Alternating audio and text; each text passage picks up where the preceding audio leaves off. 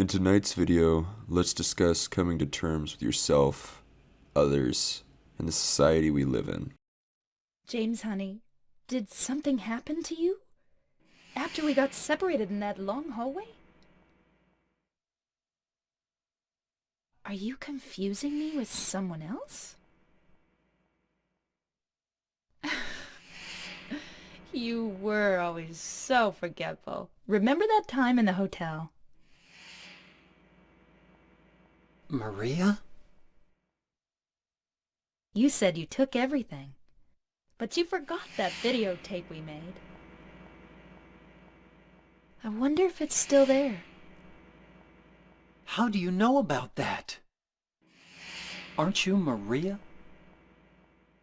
I'm not your Mary.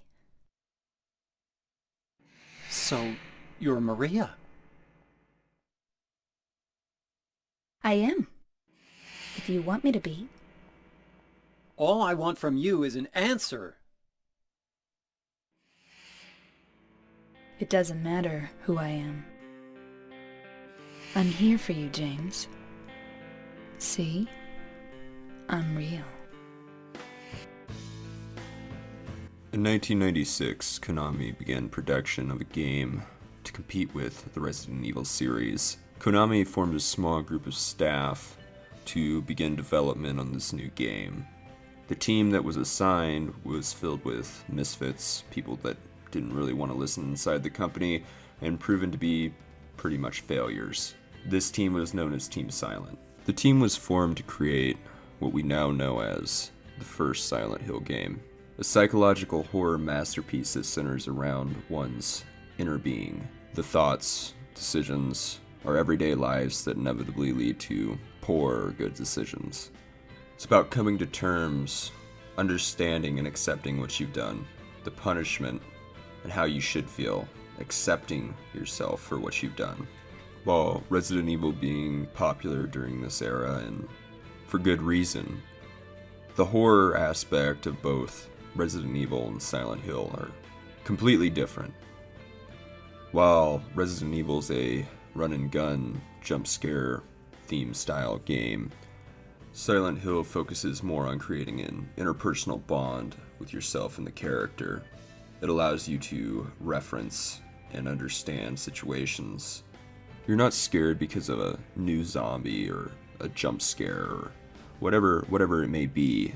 You're scared because you don't understand exactly who you're playing as or why they've been doomed to this hell-like area. The monsters aren't scary because of what they are, but why they are what they are. Every creature in Silent Hill has a secret meaning behind it. They're all designed to bring up real-life topics, real-life fears. You're scared because this is a reference to your personal life, and no longer just a bloody-looking creature that's approaching you. You're not placed into Silent Hill as an ex-soldier or somebody with special abilities. You're placed in as a normal human being, somebody that you might see at an office or a grocery store. You've likely never been in any fights. You are scared and defenseless and have no idea what's going on or how to handle a situation. And this is clearly noticeable by how the character uses weapons such as handguns or blocks of wood. Each Silent Hill game gathers a new protagonist and antagonist. In the first game, Harry Mason is heading towards a town while he sees a girl on the road and crashes his car. He then notices after regaining consciousness that his daughter Cheryl is missing, and he enters Silent Hill to find her. While in the second game, James Sunderland comes to Silent Hill looking for his wife that had died 3 years prior after receiving a letter from her in the mail telling him to meet at their special place.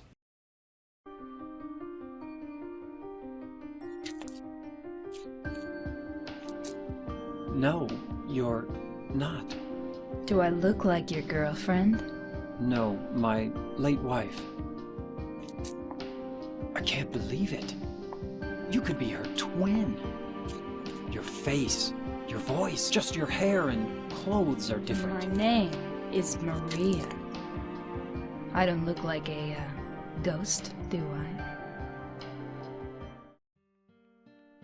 I? I think it's important to recap my first experience with Silent Hill. My first experience with Silent Hill was when I was around 8 years old, and I had received a PlayStation 2 as a present from my grandparents. With that PS2, I received multiple games, most of which were used games, and inside one of the cases that were labeled Ratchet & Clank 2 was actually Silent Hill 2. The people at GameStop must have mixed up the games. Curious enough, I actually played Silent Hill 2 to the best of my ability, but it being a more strategical game and something that my 8-year-old mind couldn't really comprehend, and honestly scared the living shit out of me, Silent Hill 2 then sat for a few years after that, until I turned about 11 or 12, which is when I decided to play it again. Even at the ages of 11 and 12, I still didn't quite understand the complete lore of Silent Hill. However, I felt like a deep form of nostalgia for it. I don't believe nostalgia really has to be in the past. I think of it more as an event that you know you're going to miss, a first-time experience. Silent Hill's setting, the people, and the voiceovers that were done really just set the standard for me of what I expected out of video games. I played Silent Hill numerous times, a lot, and it quickly became my favorite game, and still is my favorite game. I felt like as I grew, I started to understand more, and I was able to play and play again and learn from it. Even now, with all the YouTube videos that there are on the Silent Hill franchise, I feel like I continue to get more perspectives of how the game is perceived by different people. I think it's really an ingenious game because of how much you can take away from the story and how much you can relate to it. Obviously, our personal lives, we don't have bloody creatures signaling us in a direction or anything like that, but it really allows us to think of our own events, our own lives, what we may have done that we should think about, reconsider, and evaluate. I think it's really hard to even consider a recreation of Silent Hill. I think that's why after the first 4 games and the original team split up, it was so difficult for them to continue the series. Silent Hill has always been more of a concept than an actual game. The developers that were put in charge after the original team split up, they didn't really have anything to look back on besides the game itself. The games after the original Silent Hills really just turned into fan service. The developers began adding monsters like Pyramid Head, one of the most iconic monsters of the series, into the games just because everybody loved him. But they seem to forget that everybody loved him because of his purpose, his meaning, not because he's just a monster that looks cool. The main reason I wanted to create a video on Silent Hill is because there's a new trailer that was leaked. Supposedly it is the new Silent Hill trailer. Over the years we've had numerous leaks, photos, trailers, etc. that hint towards a new Silent Hill game. Obviously, we have not received one. The closest that we've come is PT, the playable teaser for Silent Hill that Hideo Kojima created for the PS4. I'll play that trailer now for you so you can see it.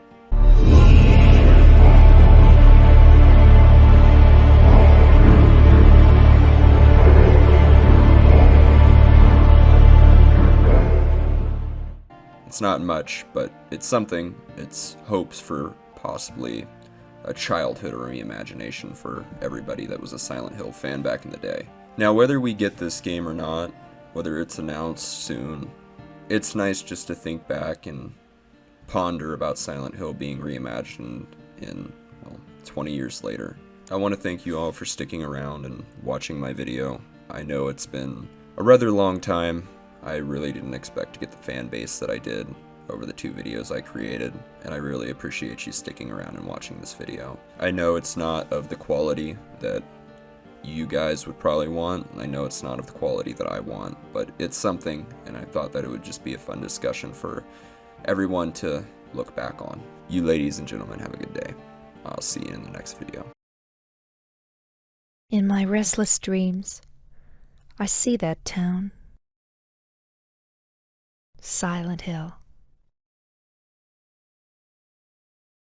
You promised you'd take me there again someday, but you never did. Well, I'm alone there now, in our special place, waiting for you. waiting for you to come to see me.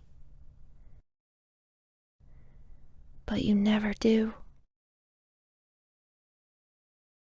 And so I wait, wrapped in my cocoon of pain and loneliness. I know I've done a terrible thing to you, something you'll never forgive me for. I wish I could change that, but I can't. I feel so pathetic and ugly laying here, waiting for you. Every day I stare up at the cracks in the ceiling, and all I can think about is how unfair it all is. The doctor came today. He told me I could go home for a short stay. It's not that I'm getting better.